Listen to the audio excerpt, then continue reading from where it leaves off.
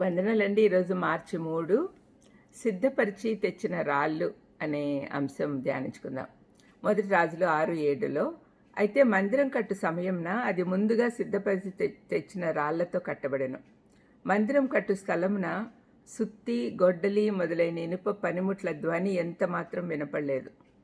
ఈ వాక్యభాగము సొలొమోను రాజు కట్టిన మందిరమును గురించిందే అయినా కూడా ఈనాడు పరిశుద్ధాత్మని ద్వారా కట్టబడుతున్న దేవుని రాజ్యమునకు కూడా అన్వయించుకోవచ్చు. పౌలు 1 కొరింథీ 3:9లో మనం దేవుని మందిరములు అని అంటున్నాడు. సొలొమోను మందిరం యొక్క పునాది సంపూర్ణంగా రాతిపైన వేయబడినట్లుగా మన జీవం గల దేవుని సంఘం కూడా క్రీస్తు అనే బండపై పునాది వేయబడింది. క్రీస్తే ఆ కట్టడానికి మూలరాయిగా ఉన్నాడు. ఆయనతో కలిసి ఉండేవారు సజీవ రాళ్లుగా మార్చబడి ఆత్మీయ గృహానికి అవసరమైనవిగా మారతాయి.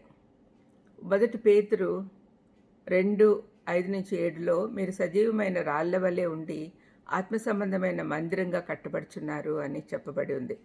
దేవునిపై ఉన్న గౌరవం కొద్దీ యెరూషలేంలోని మందిరము కట్టబడుతున్నప్పుడు సుత్తి, గొడ్డలి లాంటి ఇనుప పనిముట్ల ధ్వని అస్సలు వినపడలేదు.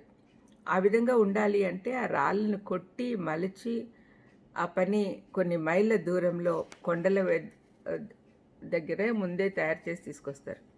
మందిరానికి ఆ రాళ్ళు తెచ్చి దాన్ని ఉలితో సుత్తులతో కొడుతూ ఉంటే ఎక్కువ శబ్దం వస్తుంది. అది వారికి ఇష్టం లేదు. పరిశుద్ధ స్థలంలో శబ్దాలు ఉండకూడదు అనుకున్నారు. ఆరాధించుటకే వారు ఏర్పరచుకున్న మందిరం కట్టుతూ ఉన్నప్పుడు దేవునిపై వారికి ఉన్న గౌరవము ప్రతి కోణంలో కనపరిచారు. ఈ సంగతి ఇక్కడ గ్రంథస్థం చేయటం కారణము మనం మందిరం కట్టే విధానం నేర్పించడానికి కాదు, కానీ దేవుని పట్ల ఉండాల్సిన గౌరవము, ఆసక్తి, ఇష్టము ప్రత్యక్షపరచాలనే ఉద్దేశం. సొలొమోను మందిరంలో ప్రతి రాయి ముందే సిద్ధపరచబడి ఆ తర్వాతనే మందిరం నిర్మాణం యొద్దకు తీసుకొచ్చారు. మనలను ప్రభువు కనుగొన్నప్పుడు మనం పాపంలో, తప్పుల్లో చనిపోయిన వారిగాను, పనికిరాని వారంగాను ఉన్నాం. కానీ మన ప్రభువు సిలువలో చనిపోవటం ద్వారా విశ్వసించిన వారి జీవితాలలో సంపూర్ణమైన కార్యం చేశాడు.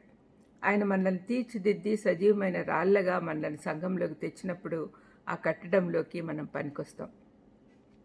మందిరం లోపల సుత్తి, గొడ్డలి మొదలైన ఇనుప పనిముట్ల ధ్వని ఎంతమాత్రం వినపడకూడదని దేవుని చిత్తం.